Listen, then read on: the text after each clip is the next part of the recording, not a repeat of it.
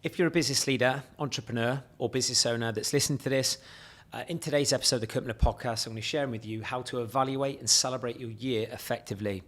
And to be transparent, I don't want to patronise you if you have your own way of evaluating your year with your personal goals, professional goals, but I just wanted to do something a little bit different in today's episode of the Kirk Miller Podcast, just to share with you basically, for me, 10 great questions that can, maybe give you a different perspective on how you celebrate how far you've come with your body, your health in particular, but maybe even with your personal, professional goals also. Because I know I've been terrible for this over the years, where you set goals at the start of a year or for any given period, but you've not celebrated them enough. You've not evaluated who it's helped you become, the habits you've built, and the deeper impact perhaps you've made, whilst you've hit these goals. So, I wanted to keep this as tight as possible. Not going to elaborate too much on these 10 questions.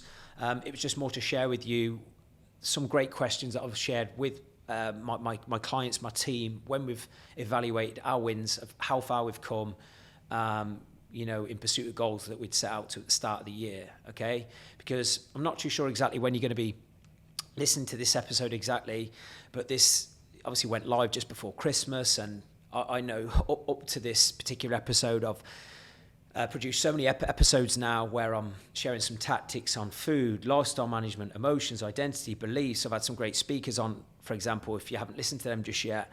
But I think it's also really, really important to provide you with some tools to help celebrate how far you've come also. Because one thing I've learned, and I've learned the hard way with this over time, and maybe this will relate to you in your journey professionally and certainly with your body, is pain can get you motivated, and I think we need to be aware of the pain and the consequence if we don't hit a certain goal, hit a target. I mean, that has to be, in the back of our minds at all times, but we have to celebrate the milestones and who we're becoming whilst in pursuit of those goals. Because so often, and again, a lot of my top guys agree with me on this, is it's not often the goal you achieve, it's the pursuit of it where the juice is made, the pleasure in the process. And I think too many people don't attach enough pleasure in the process and they really evaluate how far they've come, especially when it comes to their health, fitness, and body, all right?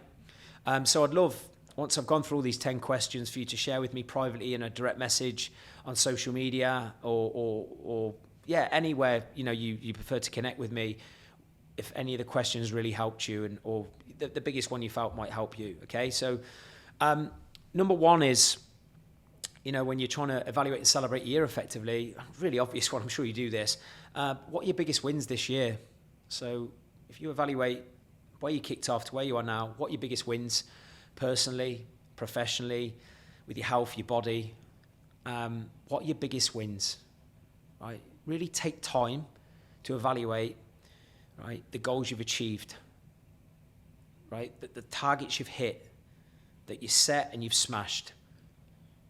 And really evaluate also what categories do these wins come from. Are they all professional? Are they all body? Are they all personal? Because I think it's so important that when we're evaluating our wins, that they're not all from one area of our life. I think one of the biggest things that I've found in business leaders, entrepreneurs, etc., is when they're evaluating their wins, it's all based on money and business growth, but to the detriment of their own personal, physical, and health goals. So what are your biggest wins, and what areas of life are they from? Okay, are they one-dimensional? Is it one area, or are they across all of the areas, personally, professionally, health and body? Because what we want really is a good blend of goals where in all the different categories of life, to do with family, business, personal, financial, body, spiritual growth, etc. We're winning in all of these areas, but take time. What's your biggest wins this year? Number two, what are the 3 main reasons for your biggest wins this year? Because ultimately, if we've created a win, they don't happen by accident, especially over a calendar year. If you've made significant progress and you've smashed a given target in your professional workspace, your career, personally, physically, mentally, right, that would have been down to clear reasons why. Anyone could say they're going to hit a goal or they're going to achieve a certain win, but if you've actually followed through and hit it, what were the reasons why? Because I think it's so important to evaluate the reasons why, because then you reinforce those habits, maybe those beliefs, those set of standards that created that win as part of your character. That's how you expand identity. I'm pretty sure for a lot of people listening to this, you're in a great position in your career that was previously once aspirational, and you would have had to grow in given areas to achieve that certain level of status in your career. And to do that, you would have had to push through limiting beliefs, okay? But there would have been reasons why, and then that's when they become part of your character, okay, and how you see yourself. Number 3, how has your mindset improved this year? How has your mindset improved this year? Do you maybe feel more disciplined, more courageous, more confident, more assertive, more certain in your decision making? Do you feel more organized? How's your mindset improved? Because it's okay evaluating financial targets and business growth and maybe even physical change, but how's your mindset improved? Because the stronger we feel in our mindset and the more we are aware of, wow, we're 5 to 10% more disciplined than we were at the start of the year. We're 5 to 10% more confident. We operate with 5 to 10% more conviction. Then again, that's where we emotionally grow just as well as physically, financially, professionally, all right? But how's your mindset improved? Okay? Number 4, what other ways has your life changed for the better? So since the start of the year, or whenever you listen to this, if you are listening to it at a different time, evaluate the last 12 months. What other ways has your life changed for the better in the last 12 months? And as a second part to that question, what could you be even more grateful for? So if you were to brain dump how life has got better in the last 12 months, how could you be even more grateful for your life getting better in these areas? All right? But what other ways has your life changed for the better? And take time to, give yourself a pat on the back for how life's got better. And this will tie in with the previous questions. What are the reasons that life's got better? What are you now doing that you weren't doing before? But how could you be even more grateful for life getting better? Because I think we have to take time to practice gratitude when we grow in, because it's so easy in the modern day world. We're on this hamster wheel of life, week to week to week to week, chasing. I know I've been terrible with this over the years, but take time to evaluate how life's got better and how you could be even more grateful for the things that you now have that maybe you didn't have, or the direction you're going for sure. Number 5, what positive habits have you adapted and consistently do now that you didn't do before? So since the start of the year, or rewind 12 months, whenever you listen to this, what positive habits have you adapted? What positive habits, let me get my words out. What positive habits have you adopted and consistently do now? So what habits, maybe at the start of the year, were you struggling with a little bit, or maybe lacked a bit of consistency, that you're no longer struggling with, and you're operating with more consistency, right? Because this is how we expand beliefs, and we start seeing ourselves as a more consistent operator. And if you're a business leader who's currently a high performer, I think if you're a true high performing business leader, there's always margin to improve. No one's truly made it. Even with my own physique, for example, I never get complacent. I'll always evaluate, okay, what habits have I upgraded even more? What am I doing with even more consistency? For me, for example, this year, drinking even less, sleeping even longer with more quality, okay? They're still positive habits. It might only be marginal gains, but when you're at a certain level, these marginal gains, they compound over time, and it's still a sign of growth, which is a spiritual need, okay? So what positive habits have you adopted and you're consistently doing now? And reinforce that as part of your character. Celebrate that mentally, right? Share with other people that you care about. Wow, I've evaluated, I'm doing this habit now than I weren't doing before. I'm now more consistent in this given area that I weren't doing before. Notice how good it feels. Because ultimately, the more emotional awareness we have of how we're growing and the specific things we're now doing that we weren't doing, that's when we start seeing ourselves in a different way. And as I've bored everyone to death with on these podcasts, that's how you expand identity. When you start seeing yourself as more valuable, a more consistent operator, all right? And notice how good it feels when you're actually doing something now that you previously struggled with, all right? Number 6, what challenges have you faced and overcome? this is a really, really important question. I don't think anybody goes through a calendar year, especially in the current climate, with some of the madness operating in the world. What challenges have you faced and overcome?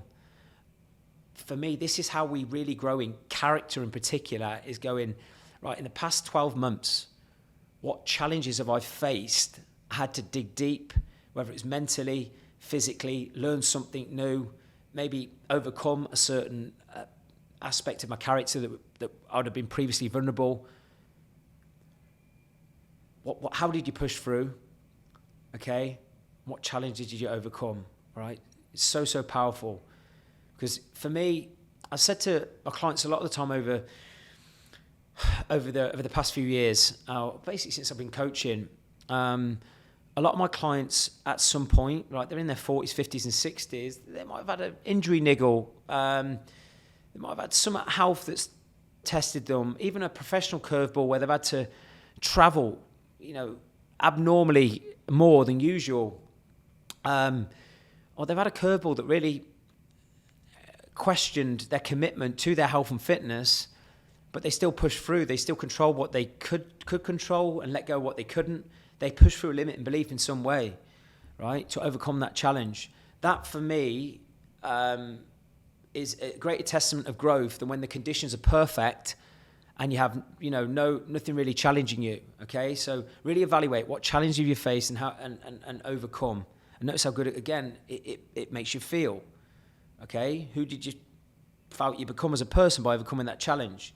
And number 7, and this ties in with number 6 really. How are you even better now at embracing change and challenge? And what are your 3 best traits that have helped you do this? Right, so what 3 traits have helped you embrace change and challenge more than any so far this year? Because if you're aware of the traits of what you needed to utilize to overcome challenge and change, then again, you're reinforcing that as part of your character. So when you do face change and challenge in the future, you know that you've got the traits inside you because you've articulated them. You've took time to realize, I've got that strength, I've got that courage, whatever it is that's enabled you to handle that change, that challenge. If you've got it in you and you've done it once, you've demonstrated, you have evidence that you've done it once, you can do it again. So how are you even better now embracing change and challenge? This is how you grow. Reinforce pleasure, pat yourself on the back for how you now embrace change and challenge. Okay, it's the sort of thing you can't get complacent with because there's always going to be a curveball in some aspect of your life. But just when you're really, really clear of the traits that are within you and who you need to be to overcome these challenges and curveballs, again, you're just more battle hardened, you're more resilient. Okay, because life isn't always easy. You're going to get a curveball. We will get them every week, every day, in fact, at some point. But the more resistant you are, the more you're aware of your superpowers to overcome them, then you keep pushing forward. Number 8, how has your health and body improved and how will you celebrate? How has your health and body improved and how will you celebrate? All right, on the flip side to this, and then I'll sort of summarize this at the end, if your health and body hasn't improved, maybe what do we need to do about that moving forward? But if you have improved, how has your health and body improved and how will you celebrate? Right? If you have genuinely made a big dent in your body goals this year, your strength goals, whatever your health and fitness goals were, and you've improved and you've achieved these goals, how will you celebrate? Maybe are you getting into some clothes that you weren't fitting into before? Can you maybe do something nice socially where you previously didn't have quite the same confidence as what you do now? Right? But how can you celebrate? Because you need to celebrate your wins. All right, whether it's a nice meal out, a nice night out, a short break, or treating yourself to them clothes that you quite doubted yourself that you'd look good in before, or a certain situation you were avoiding. All right, but how's your health and body improved and how will you celebrate? Again, because that's when you start seeing yourself as that healthy, strong person, right? Even more like absolute, global operator when it comes to your health and fitness, okay? Number 9, how did being healthy, energized, and confident help you hit your personal and professional goals? I've spoke about this many, many times on previous podcasts, but you have to pair the relationship of being fit, healthy, energized, and confident, right, with improving your personal and professional performance. They work together, right? Too many people look at them in isolation. So asking yourself this question is really important because you'll attach more emotional value to being healthier, energized, and more confident if you're asking yourself this question. So how did being healthier, energized, and more confident help you hit your personal goals, professional goals? So for example, by being healthier, fitter, energized, more confident, etc., has it helped you have an even happier relationship? Has it helped your productivity at work, your leadership with your team, your influencing your children, just going back to the personal benefits, of course? But asking yourself that question, you're more likely to follow through again the next 12 months by being healthier, focus on your habits to live with more energy and obviously with more confidence. If you ask yourself this question, because you're associating more pleasure in other areas of your life and the areas of your life you value most by asking yourself that question, so you're more likely to keep being that healthy person, energized and confident person, okay? Number 10, what positive impact and influence on other people's lives have you had this year? And what daily disciplines and character superpowers have made this happen? Right? Because often, we're setting goals at the start of a year, okay? Whether it's a personal goal, professional goal, financial goal, deep down it's to try and give us a feeling. And so often, especially as a business owner, entrepreneur, business leader, etc., it's because you want to create something for the people you love most. Whether it's your partner, your kids, extended family, your team, you want to create more opportunities. But what positive impact and influence on other people's lives have you had this year? Because I think the more we can do things that are impacting and influencing those we love most, that's when we live with more purpose, and we create even more momentum, and we are more creative with setting more professional targets or opportunities or new ventures, etc. But to layer that, what daily disciplines and character superpowers have made this happen, right? Because again, nothing happens by accident. So again, really draw on what are my character superpowers and what daily disciplines / habits have made this happen, have made me an even greater influence this year on my team, work colleagues, my family, my partner, my friends. What impact? Because when we do things for ourselves, we get tremendous fulfillment, right? And we feel growth. But when we do things for other people, we not only get growth, but we get an unbelievable sense of contribution, where that's where the juice is made for me. Because so often when you achieve a goal, whether it's physical, whether it's financial, emotional, you often want to share that with other people, okay? And the more you share it, you're actually making other people feel good, of course, and you'll rub off on them, especially as a leader, okay? And I've put a little bit of a bonus, it's not really a question, but when you are evaluating and celebrating year, I think it's so important to evaluate who am I actually becoming as a person, okay? And if it's just more of your greatest self just now, brilliant, but just continue to remind yourself who you're becoming. Like, you're becoming an even better leader, even better role model, even healthier person, even more successful person, confident person, influential person. But ask yourself who you're becoming. Who have you become in the last 12 months? And notice how good it feels, all right? And I think I've gone through sort of 10 questions there, like 10 of my favorites, and I could have done hundreds, to be honest, but hopefully they've helped. But what I would say is, if you find from those 10 questions, some of them you really struggle to answer, that's probably the question you need to explore more of, am I being a little bit harsh on myself and not giving myself enough credit?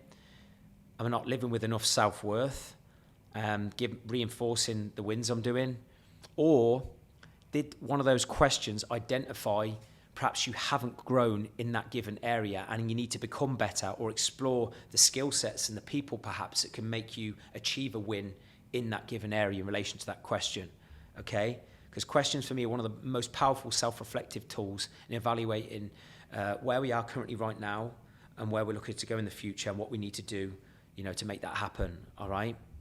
Okay, so if there was one question in particular that you really struggle with, that is where I would explore what I need to do and what I need to learn, or who I need to seek out help potentially to get that win next year in celebration in that given area. Because as I've ended with a quote today, and it's again from the legend himself, Tony Robbins, progress equals happiness. Ultimately, we don't generally do anything unless we're trying to get pleasure from something in some way or progress. Ultimately, we do things, because we want to achieve a certain outcome we want, right? So the more we can reinforce pleasure as part of the process and be aware of the progress we're actually making, the more happiness we're going to live with, okay? Because the more we can manage our expectations on a week-to-week, month-to-month, year-to-year basis of, I'm setting an expectation, I'm setting a target, I'm setting a goal, and I'm hitting these goals, or as a minimum, I'm progressing in the right direction towards those goals, then that's when we're going to live with more empowering and positive emotions as opposed to negative emotions and those lulls in energy, okay? So hopefully that was just, a bit of a softer episode than usual. But yeah, I just wanted to do something a little bit different and share with you some key questions that will definitely help celebrate all the great things that maybe you've done in the last 12 months and who you're becoming. Because I know as a high performer, it's so easy to be self-critical. I know I can be like this a hell of a lot. I'm very ruthless in my own self-analysis of what I'm not doing and how I can be better. But very quickly now, I'm very good also at focusing on what I need to do to not only become better, but enjoy the process even more, just so things stick long-term, which is the heartbeat, everything we do inside Built to Last. So thank you so much, as always, for listening. I really appreciate your support with this podcast. I mean, I put a hell of a lot of effort into trying to make these episodes as valuable as possible, as clear and concise as possible, so you can actually implement certain things, whether it's a thought-provoking question you need to explore, or something you just simply action with your training, your food, your movement, lifestyle management, etc. But ultimately, it's here to add value. And really appreciate the daily, the weekly messages that I get from people from this podcast. And as I say, I'm just absolutely obsessed in making sure that I tell you the truth, provide with you expertise that I know works and has worked with a lot of our clients, and more importantly, help you become an even greater version of your current self. So thank you so much for listening. I'll see you next time.